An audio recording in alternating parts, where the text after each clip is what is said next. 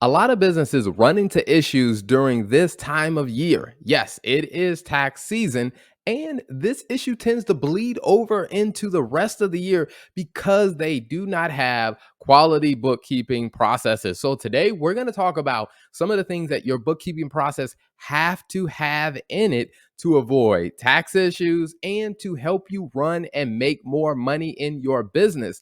And stay tuned because in today's tax we're going to talk about a restaurant owner that is sentenced to prison and some probation afterwards for a $2 million tax scheme. So stay tuned for today's episode.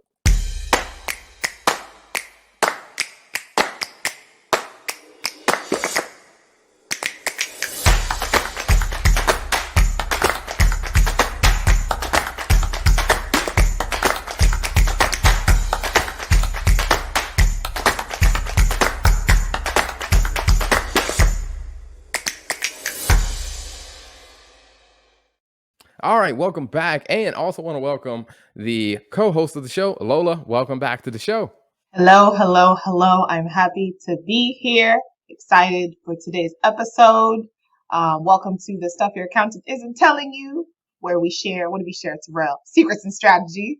I should like to say it. Well, the stuff your accounting isn't telling you, this is where we share secrets and strategies that help small business owners use some of those strategies that big businesses use to make more money. So, if you want to make more money in your business, this is a show you should listen to. Also, for all you accountants out there and bookkeepers, if you want to get access to the secrets to help your clients make more money, listen to this show. So, that is what we are talking about now. One of the big areas that I see a lot of business owners struggling with is when it comes down to getting their taxes done. And to be honest with you, the gentleman involved in the tax tea, this is a little bit of a bookkeeping issue as well. And he's going to prison. Yeah. And I presume he's going to have to pay back this $2 million. Plus, he has fines to pay. Plus, he is definitely going to serve some time in prison.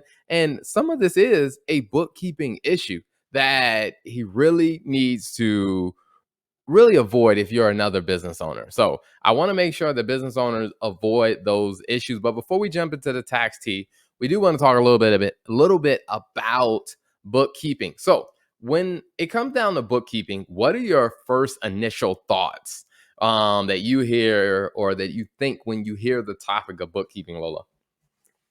So simply put, I would say it's just accurately categorizing, accurately reporting accurately categorizing and classifying your transactions and making sure that you have a complete view of the transactions that came in and out of your business. So that's how I would define. How about you? Absolutely. Yeah, I mean, I would say it's just about understanding what the heck is going on with your money. Pretty Because much. I, I mean, I A much think there's so simpler way to many say it. Yeah. I think there's so many business owners that don't realize how much money is going through your hands. Because one of the Yeah. common things that I hear a lot of business owners say is, you know what? I see all this money that comes in, but I'm like, where the heck is all my money? Like I've seen when I look at the, my P&L, it says like, hey, we did 700,000 a year, but when I look at my bank account, I don't see that much there. And I'm like, the only way that you're going to understand what's going on with your money is you got to have some good bookkeeping processes. Because if you don't have good Right. bookkeeping processes, you're going to have no idea what's going on with your money. No, I think that's a really good baseline, just like understanding what the heck is going on with your money. Because I think sometimes, like, honestly, I feel like the word bookkeeping is such a, like, it's been overused. Simply, it's just, do you understand what the heck is going on with your money? So I really liked your definition. But I think when it comes down to it, it's just really having a sense of knowledge as a business owner, when it comes to just how your business is functioning financially. Absolutely. And, and I tell people a lot of times is that, you can't, although I give a simple explanation about like, hey, bookkeeping is about, understanding what the heck is going on with your money is yes, that's a Mm-hmm. simple definition, but there is a process that goes into being able to figure that out because I think a lot of people do tend to think, oh, if it's just figuring out where my money is going, then I can just, sign up for a QuickBooks account, or I can just, use this app and it'll figure it out for me. I'm like, there are some processes, some best practices that you have to have in place for this to actually work well. Yeah, that's a really, really good point. And one of the things that I think is a very great indication of that point that you just made is how often people come to us, even in our small business CFO program, how often people talk about how messed up their financials are. Like even when we do like initial reviews for some of the clients who we've onboarded, where they're like, I've been doing my own bookkeeping for the first 5 years, or hey, I hired an accountant. I didn't really know what was going on. I didn't understand what he was doing. And when I went to go actually look at my numbers, none of it made sense. Transactions didn't make sense. And a lot of that is twofold. I think one, it's because as a business owner, you don't really know, a lot of business owners don't really know how to identify when there's an issue unless it's a very big and obvious one. Like, for example, why do I have negative numbers in my revenue? Or hey, a situation where the bookkeeper may not be, maybe, or as we like to call it on the stuff your accountant doesn't tell you, or crappy accountant, and you just don't know because you have no way of really being able to identify how this is supposed to be done correctly. And so I think as a baseline, like just because like a lot of people do bookkeeping doesn't mean that everybody is good at it.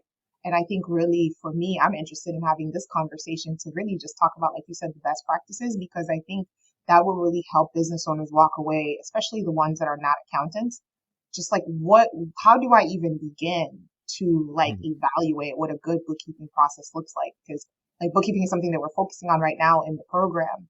And there's a lot of questions around like just simple things that, as an accountant, you understand and you think through. But I think like as someone who is on entrepreneurial non-accountant, these tools I think are definitely going to be helpful for them to walk through that. Absolutely, absolutely. Mhm. And we're definitely going to jump into what some of those best practices that are. And right before I do that, I do want to give some people some understanding, because I think sometimes when I jump into best practices, sometimes I realize that people don't know whether that, that actually is relatable to them. So I'm going to give Mm, a couple of examples first on like, here are some examples of problems that people are having. And I'm telling you that, hey, a good bookkeeping process will fix that problem. Like, for okay. example, one is, you know, business owner reached out to me and said, "Hey, we need to get a loan and we need to provide financials to the bank, but when I look in my QuickBooks system, it's a mess." And Mm, when I looked at it, I'm like, you're right. I It is a agree. mess. Yeah. So they couldn't provide financial statements to the bank to get the loan that they need to get. Now, this was a business. Now, they had contacted me like mid in the middle of the year. This is a business that had already done 1.6 million in revenue, and they were Wow. well on their way to probably gonna hit about 2.5 million for the year. Hmm. And when I looked at their books, I'm like, yeah, none of this makes sense. So a Mm, bookkeeping process could have fixed that. Another one is business owner reached out to me and said, "Hey, I'm trying to figure out where my money is going because, we're doing about 750,000 in revenue, but when I look at my bank account, I'm not really seeing where the heck all the money went." Like another situation, a good bookkeeping process could solve that and answer that question for you. yeah. Yep. Another one Yep. is, hey, I don't really understand like, how much money am I actually making from doing my business this way? Well, when we looked at the financials, I'm like, yeah, I understand why you can't, because the financials aren't going to tell us because you're missing a bookkeeping process. And another one is, and this one is very common for a lot of business owners, is when I look at the bank balance that QuickBooks says that I should have, and then I compare that to what my real bank balance is, something is wrong because it looks like Yep. I'm missing money. And I'm like, yeah, this is a bookkeeping process. And then I would say the final one is you get to do your tax return and then you find out that you have a tax surprise, whether you have to pay extra fees to your accountant that's doing your tax return, or you got a surprise bill from the IRS. And I'm like, Mm, a good bookkeeping process could have fixed that. So, Right. if you have any of those problems, or even if you're a bookkeeper yourself and you're an accountant and you hear someone talking about any of those problems, this is why you need to explain, hey, good bookkeeping process can solve those. Now, let's talk about what is in a good bookkeeping process. But I guess before I go into that, does any those examples I guess, have you heard some of those same stories as well as you've heard business owners talk about their business? Absolutely. I actually was just going to say the one on the bank, like not matching what QuickBooks is saying I have. We're actually going to be sending there's a newsletter, if not already, going out on the specific topic. So if you haven't subscribed to the Biz Profit Secrets newsletter, go to talternagroup.com and subscribe. But yeah, no, I was actually laughing when you said that because I'm like, that's actually one that's been like a big topic. The other thing that you mentioned, that I think is a common problem that I've seen very much so is I don't know where all my money is going. I don't know like, I don't know where all my money is going. Like, I'm making all this money. I'm doing really great. And I think it takes, it's funny because when I see people have conversations about how their business is performing, a lot of business owners, I think, especially earlier on in their business, will talk about top line. And they'll like, my business is doing $5 million a year. I'm like, this is amazing. $10 million a year. This is awesome. All right. How much are you actually walking away with at the end of the day? Like, what does your bottom line look like? And the bottom line is really going to give you a perspective about whether or not your business is profitable or not. Right. And so I think that, like you said, a good bookkeeping process will really be able to help you understand how your business is truly performing. Because if you don't have clarity on that, I mean, I don't care how much money you make in revenue. Like, if you're not making a profit, your business is not profitable. And outside of paying your employees, or if you want to do other things to grow and invest in your business, it's going to be difficult to do that with no money left at the end of the day. So that's one. I think you made some really good points. And, like, I think that's one that I think a lot of business owners aren't focused on. The last point that I think also, Terrell, is one that I've seen is just being able to properly manage their cash flow, like the money that's going in and the money that's coming out, going in and coming out of their business, right? Like, who do I owe? How often do I pay them?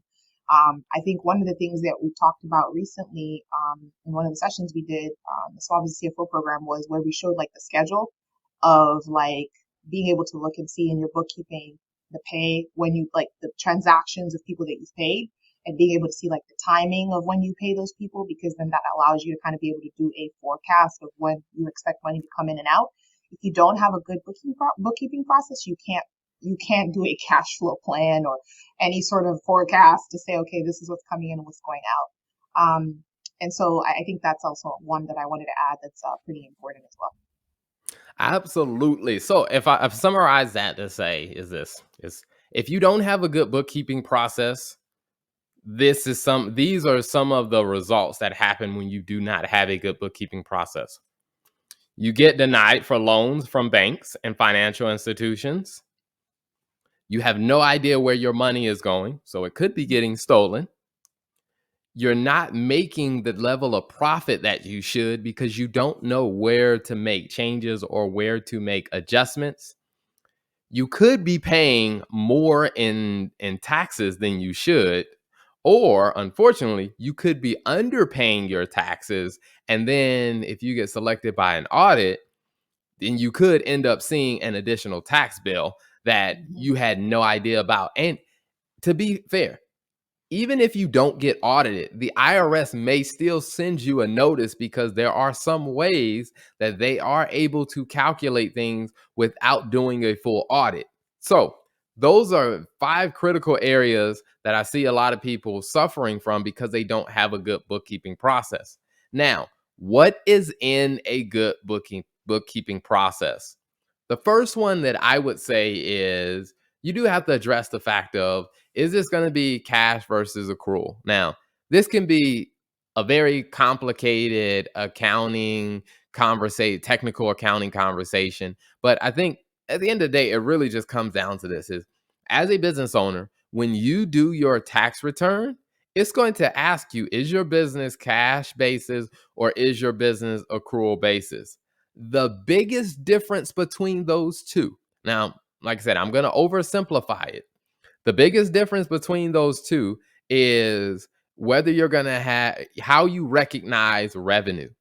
Do you recognize the revenue when you send the client the invoice, or do you recognize the revenue when you actually get paid?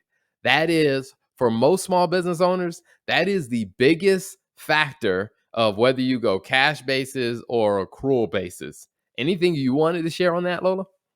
Yeah, I would define it as like when you've actually, do you recognize your revenue when you've actually done the work that you need to recognize it, versus when you just collect the money. Because I do think that there are some services where people pay for stuff in advance.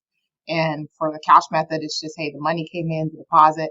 Like, for example, if somebody, like we have a lot of our clients where people do deposits for services, right? Or like if someone pays up front for like, I don't know, coaching services as an example, and they pay for the entire year. If you're doing cash, you would basically, when that deposit comes in, you recognize it as revenue.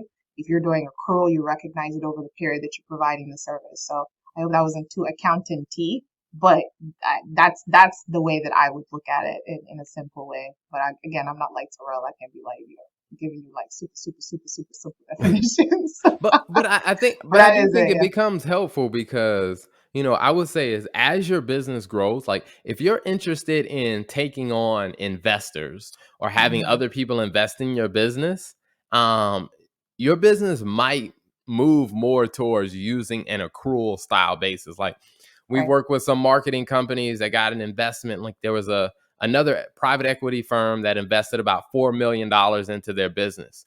And one of the things that the private equity company asked for is to switch to doing more of an accrual style accounting, which we did it because it made sense for that business. I would say for Hmm. most small businesses, the cash basis is probably going to be the most common way that they use their accounting or that they record their accounting.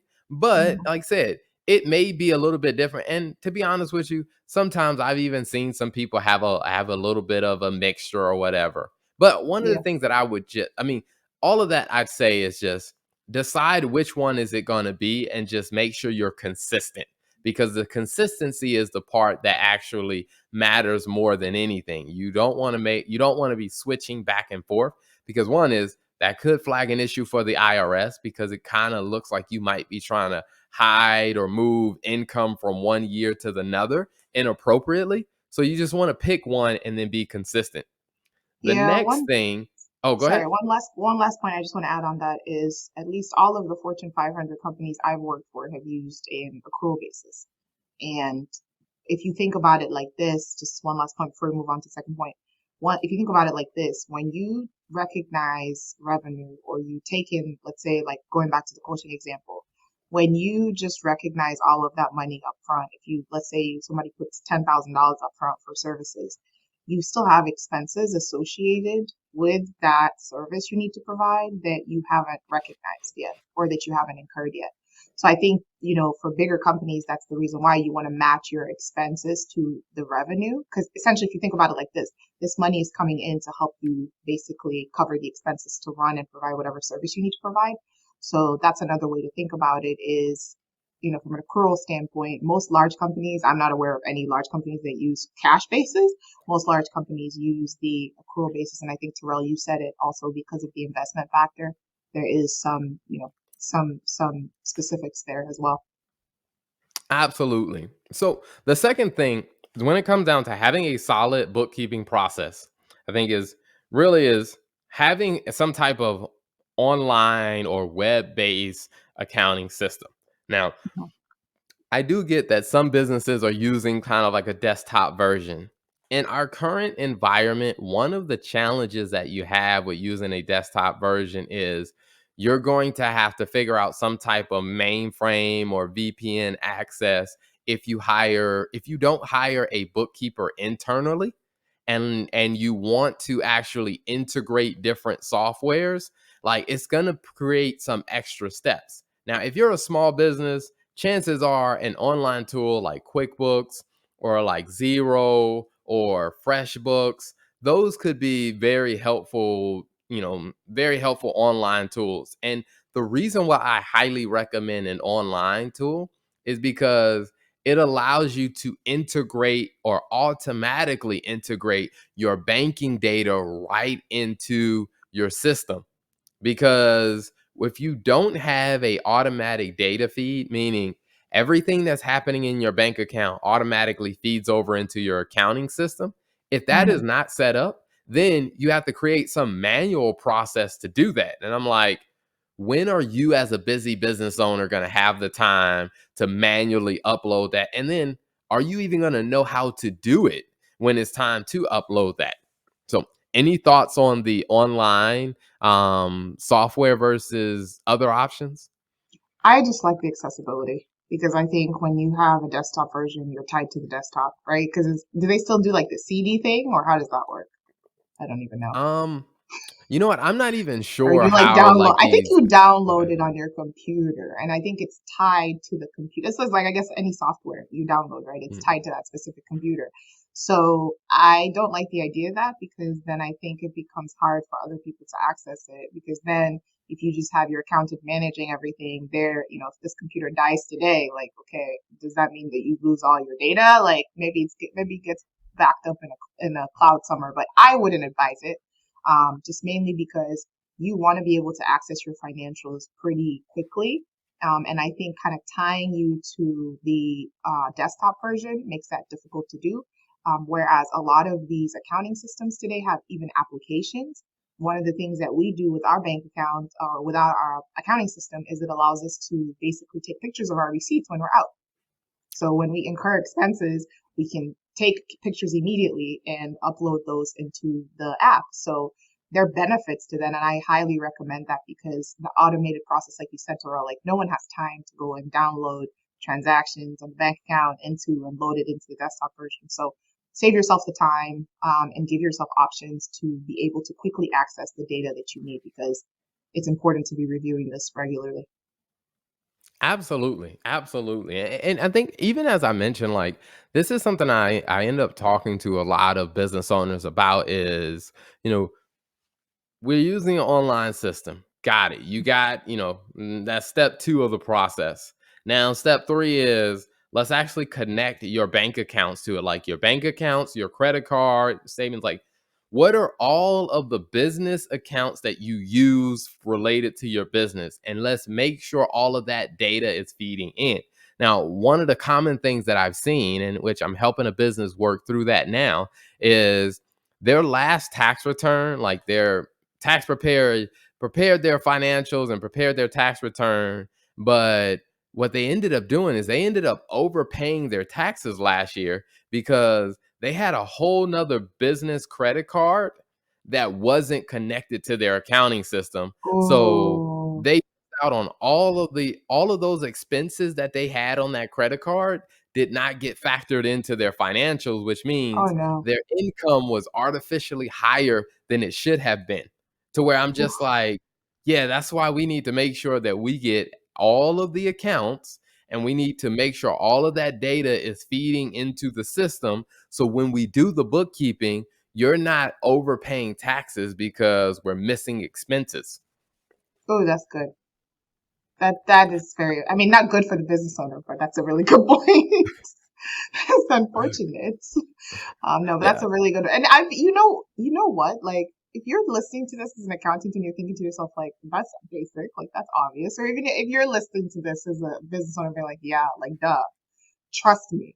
We have been in multiple situations where we have seen where those transactions have been missed, and you're just like, this is very important because, like you said, Terrell, accounting for those expenses could be the difference between owing the IRS money and getting a refund. So please don't do Absolutely. I mean, and I think even with that is it's like something as simple as if you're looking at your balance sheet, the cash balance on your balance sheet should reconcile to what your bank statement says. Now, that. there are a ton of accountants who are or people who have, they've learned QuickBooks or they've learned Zero or FreshBooks or some other system, and when I look at their, like, if I'm bringing on a new client and that client has been with another accountant or bookkeeper, one of the first things I look at is, have the bank reconciliations been done? Like, I'm looking to see, does the bank balance in the balance sheet match the bank balance in the bank statement?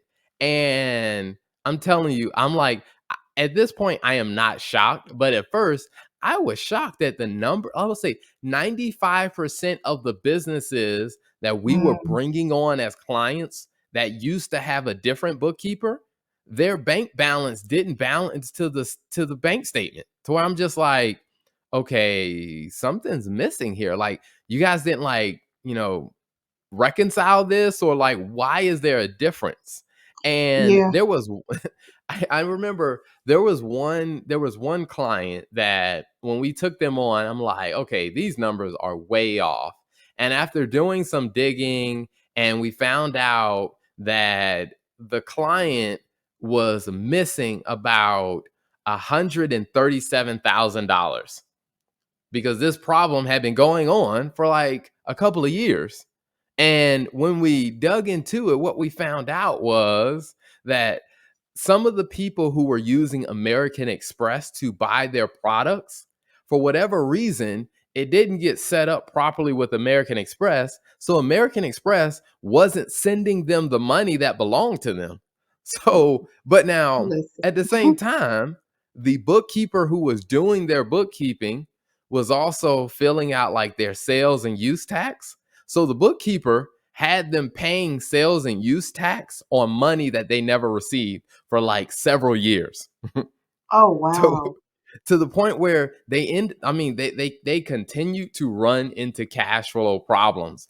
And it was to the point that they even had to get on a payment plan to, relate it to the sales and use tax plus some other stuff. And they were like, I just don't understand why we don't have enough money in our bank account. And then when we looked at it, we were like, oh, that's because you're not getting all of your money. And we found it by doing the bank reconciliation, and we were digging through the details, because we were like, this is how much money should have come into your bank account. This is how much money actually showed up in your bank account. And then when we traced and we found the difference, like, oh, it's this American Express merchant processing that you're missing. Now, of Man. course, they were extremely happy. Yeah, 137 grand. Like, just like, okay. I mean, probably the pain of having to deal with the whole cash flow issues wasn't fun, but thankfully the business survived. But yeah, no, yeah. I will say one of the things that I think I realized even walking through this myself was the bank matching what you're actually showing as a QuickBooks account, I guess, bank account balance is so important, because one of the things that I realized when I was doing some work for a client is just the duplicate transactions, like when stuff is Yes. incorrectly classified. Can you imagine reporting like 50, 70, 80, 90 grand, like just wrong, like $90,000 worth of expenses that are duplicated or that are missed or misclassified? Like, so it's extremely important. And I'm not gonna lie, like I didn't realize the importance of it until I actually had to walk through and saw how like the misreconciliation literally changed the client's numbers by like night and day. It's a big deal. Yeah. I mean, it is. I mean, there's a client that I'm working on now where their their bank balance, like their bank balance was about, well, when I first started working on it, like a couple of days ago, their bank balance was about $70,000 different from what the Wow. bank statement actually said. So according to their accounting system, they were supposed to have an extra $70,000 in their bank account. And Mm, rightfully so, they were asking questions like, where is my money? But then when I went in and I looked, and I was like, oh, okay, what's causing this is there are a ton of transactions that were duplicated. And some of that was because of stuff that the business owner was doing. Some of it was stuff that the prior bookkeeper or accountant did not properly explain to them. And mm, so now I'm working through the cleanup of that to say, okay, all right, here's what your number should be. And then also the other thing that causes, because those transactions were duplicated and it was creating this fictitious bank balance number, it also created this fake revenue number, to where, mm, again, this client overpaid their taxes because the bookkeeping process was not a good one. Were they doing their own bookkeeping or did they have an accountant doing it for them? So they were doing it, and then they had an accountant review it. And when they started asking more questions about the bank balance, that's when the accountant was like, "Well, you should probably hire a bookkeeper to really fix that or whatever." And I'm just like, but they still filed the taxes using that data. I'm just Are like, you they serious? they filed the prior year's taxes using, like, knowing that, hey, there's an issue here. Maybe the issue wasn't as big in the prior year, but I'm like, you know that there's a problem here, but you still use this data to file the tax return. Like, and I Wow. think the challenge with that is that when if the IRS finds an issue, the IRS isn't going to go back to the accountant and say, "Hey, you filed this wrong, so you need to pay the penalty for the difference." The IRS is going to go back to the business owner and say, "Hey, there was something wrong. You need to cough up some more money." Or like, "Hey, if you overpaid because your numbers were wrong," the IRS is going to be like, "Hey, we did an audit and we found out you overpaid, so here's your extra money." Like, Never.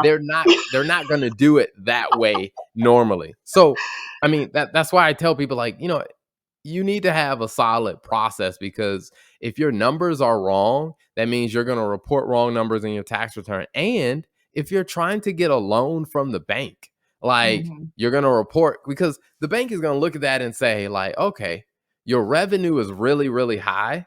And then they look at your balance sheet like, oh, okay, it says that your cash should be, $70,000 higher. It says that you should have, $270,000 in the bank. And then the bank is also going to ask for bank statements to prove that. And then when they Hmm. look at the bank statements and they're like, well, these bank statements only say you have 200,000. Like, why is there a $70,000 discrepancy? To a bank, they're going to look at that and say, I don't Something know if I doesn't can look. trust your numbers. Yeah, yeah, it's shady. Doesn't look right. Yeah. Yep. And it's like, if I can't trust your numbers, I'm probably not going to feel that comfortable giving you a loan. That's good. Yeah. And so the next thing I would say is, to a really good bookkeeping process, I think, is to regularly review transactions and, like, classify transactions. I always tell people is set aside anywhere from 1 to 2 hours a week to just go through what transactions came in, classifying those to make sure that all aligns properly. Because if you wait until the end of the month, what ends up happening is there's so much activity that you don't want to do it. And then you put it off and then you say, well, we'll catch it up next month. You don't do it then. You get to the end of the quarter and you're like, well, there's way too much stuff. I don't have time for this. And then you get to the end of the year when it's time to do your taxes and you're trying to do everything all at the end of the year, or you're just trying to pay your tax preparer extra money to do it. And I'm telling you, they are making errors. If they have to do the entire year all at once, they're probably going to make a lot of errors and mistakes, which means your tax return is going to be wrong. And so I always Hmm. tell people is do it gradually throughout the year. And also, if you're looking at your numbers and there's a regular bookkeeping process of updating your numbers throughout the year, what that does is it gives you a chance to actually look at the numbers and use the numbers to make business decisions throughout the year. Because I think there are probably too many people that aren't looking at their numbers, so they Hmm. don't really know how to make good or how to make good financial decisions, because they just don't have the numbers. Yeah. And I think not just also having the numbers, but I think also just being able to interpret like what the numbers are telling you. I think that's important. So that's something we're going to be diving into next month on the podcast. So yes, but no, but I think more importantly is just like you said, Terrell, I think the importance of just doing it in small chunks. And I think going back to the case we made about choosing the right accounting system, that's why doing it online is so important too, because Yeah. you can go into the app, open the app, you have 10 transactions this today or over the last couple of days. Go ahead and classify those transactions in a way that makes sense for your business. That way, when the end of the year comes, it's much easier to hand off that access to your accountant or your tax accountant to prepare those financials for you. not financial, sorry, Absolutely. tax returns. Absolutely. I mean, it's one of those things that I would say is the final piece, I think, of a quality bookkeeping process, I think, is doing a review of the financials. I mean, because at the end of doing the bookkeeping steps, there should be financial statements where you can look at it, see, is it reasonable? Is there anything that looks out of place? I mean, if you're a business and you're large enough to where you've hired a bookkeeper, is asking them to share the statements with you so you can look through it. You can ask questions. Like, that's one of the things we do with all of our clients is we create files for the client to be able to go in and say, hey, here's where your financials are. You can look at it and they can ask questions about anything that looks off or anything that doesn't make sense, and then we can follow up, we can correct it. So by the time we get to the end of the year, they've seen their financials at least once a month, to where nothing in there is a big surprise to them because they've seen it throughout the year. We've corrected different errors or different things that may have been in the wrong place. So I definitely think you should do that. Now, I will say, for people who are doing their own bookkeeping, my best advice, or I guess you say final piece of advice in this conversation would be, is to contact the TL Turner Group and get a bookkeeping assessment. And what that's going to do is, where a bookkeeping specialist or an accountant from our team can work with you to help create and lay out what your process can look like. Like, they'll check those things like, hey, are all the bank accounts, credit cards properly mapped to your system? And kind of give you some guidance on, hey, how do you do the accounting for this, or how should you properly account for this to make sure this works? And doing a quick check, because we have several businesses where business owners want to do their own bookkeeping, but we're like, hey, let us do an assessment to make sure that you have a good game plan. And once they have that game plan, they can do it themselves, but it allows them to ask questions and to get help with things like their chart of accounts, their mapping, some of their, like, bringing in their payroll data and stuff like that, to where there are certain questions you need to get answers to. And people in the small business CFO community, they're asking those questions, they're getting answers. And some people are like, hey, I need specific help. So they sign up for a bookkeeping assessment, to where they walk away confident that, hey, this is going to happen properly the way that it should.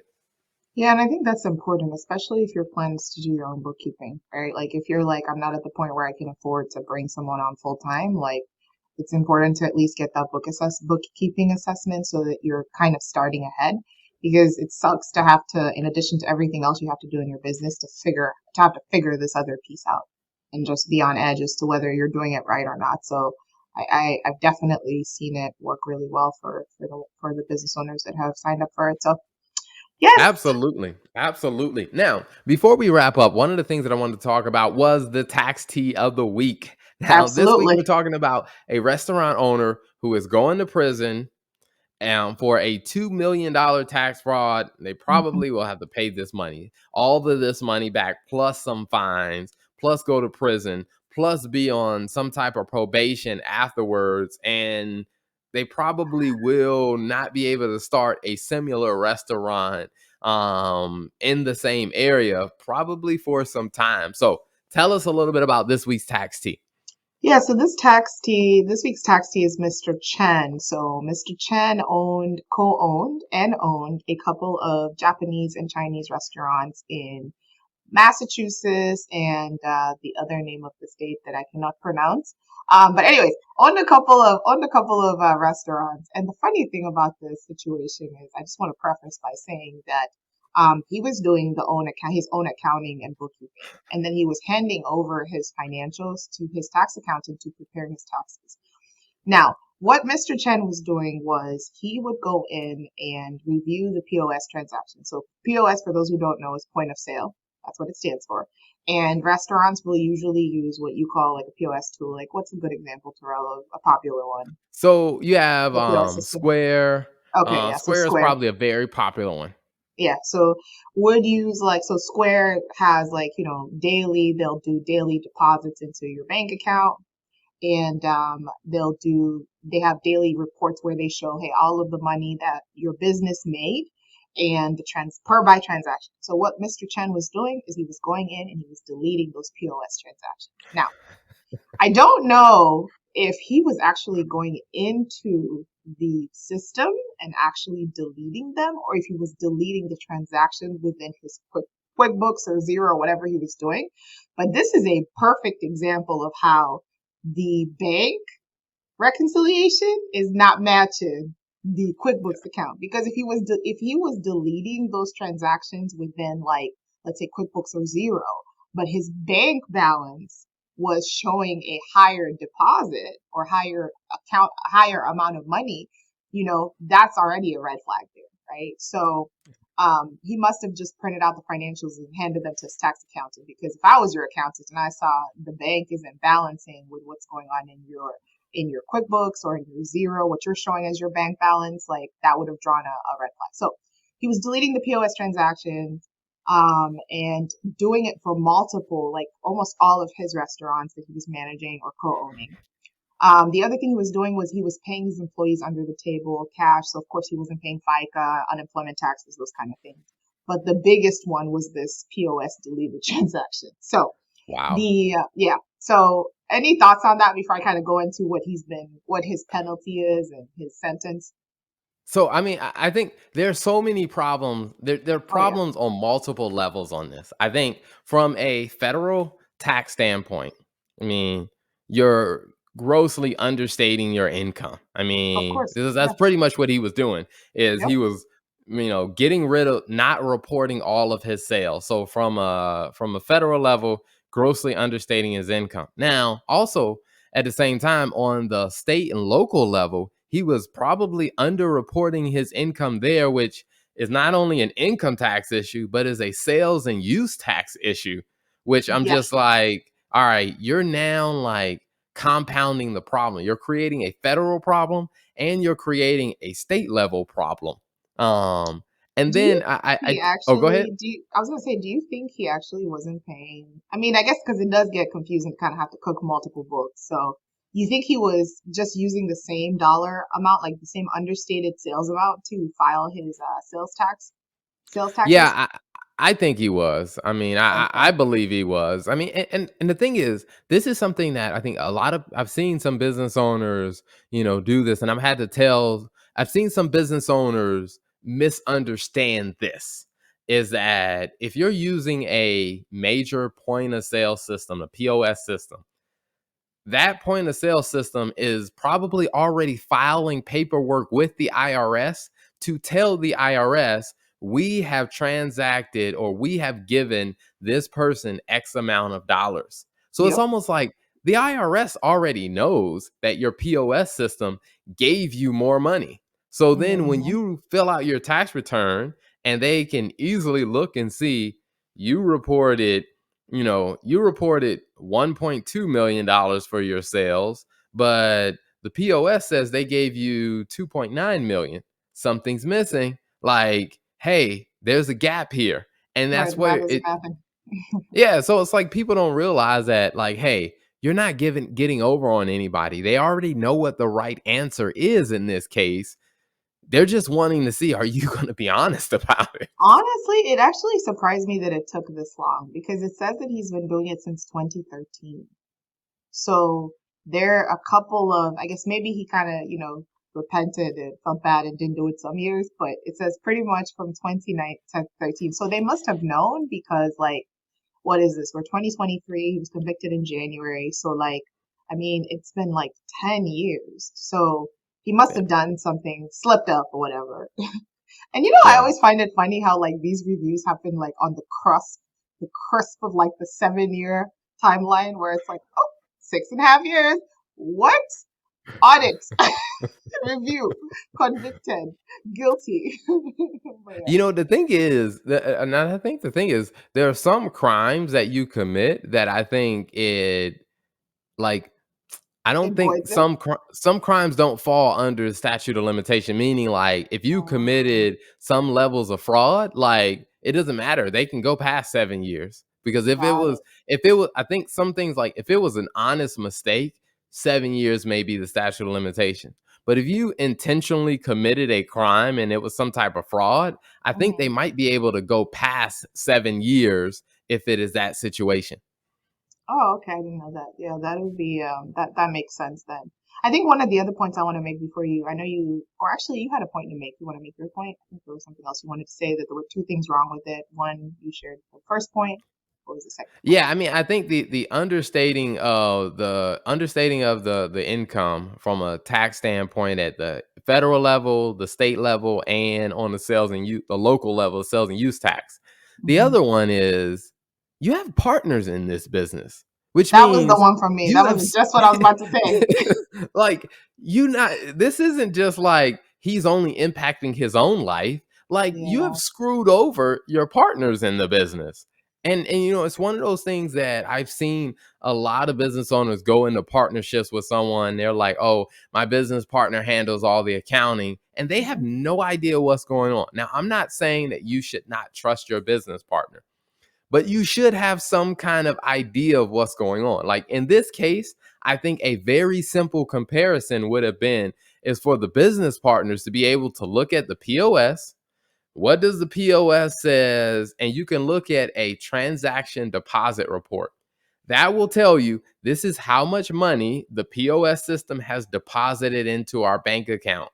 And if you compare that to your revenue number, it should be very, very close. I mean, there are Hmm. some timing differences in there, so that's why it may not be exact, but it should be very close enough for you to be able to say, like, hey, we've done our part and kind of reported all the income that we need to report.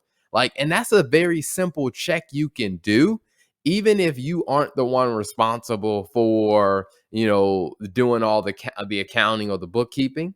Or you can simply just look at the bank balance on your balance sheet and look at the bank statement and see, do these two things reconcile and do they match? If they don't match, then you need to have a conversation with your business partner about, like, hey, what's going on here? Right, exactly. No, and one of the things that I actually thought about while you were talking is just situations where we found where that review between like the POS system and what's actually getting deposited into the account, we found discrepancies there on the cash side of the transaction. So it's important to do that review. But yeah, so this gentleman is going to prison for 18 months. And then Oh he man. already has, yeah, he's already paid $600,000 of the $2 million that he I guess evaded. So I don't know. He did have a $20,000 fine that he has to pay. Um, but other than that, I think after he comes out of prison after 18 months, he's going to be suspended for a year, I believe, as well. So Wow. he's probably going to be required to pay that $1.4 million back, but there was no mention of that.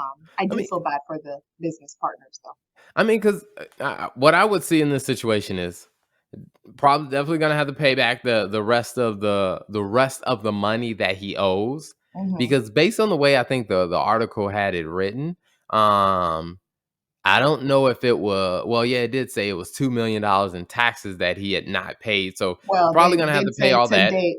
Yeah, they said to Yeah, date he on the has federal paid. level. Now, Yeah. that doesn't mention, because I was on the IRS's website at the federal level. That doesn't mention what he owes at the state level. And Nope. then probably because he was underrepresenting the revenue, like his business partners, their tax returns were wrong. So they're probably going to sue him Hey, for it's rough. restitution and damages, because they're going to have to pay penalties because their tax return was wrong, because he messed up the numbers for everybody in the partnership and he had multiple restaurants. So It's a they're hard knock probably life. going to sue him. Mm-mm. Well, I want. Do you think they would get the fees would at least be waived and the penalties would be waived for them, I mean, I think they could make an argument with the IRS or about that they getting didn't the know? fees waived. Hmm. Yeah, I mean, they can just say, "Hey, this guy's been convicted because of, hey, he underreported our revenue and stuff like that." And they could probably get the fees waived and then maybe have a payment plan for paying off the rest. Or they say, "Hey, I only own 10% of the business." So they get their prorated portion of taxes that they're supposed to pay. Yeah. So that can be in, they can work out some type of process, because I think the IRS would work with them, knowing that they were not the fraudsters in this situation. Or so we think. Anyways, that's your tax tea for this week. Any final thoughts, Mr. Turner? Yes, the final thought is thank you everyone for listening to The Stuff Your Accountant Isn't Telling You. This is the place where we expose the secrets, the strategies that big businesses are using that small businesses can use to grow their business and be more profitable. And thank you for tuning in. Make sure you subscribe and tell a friend to subscribe to the show.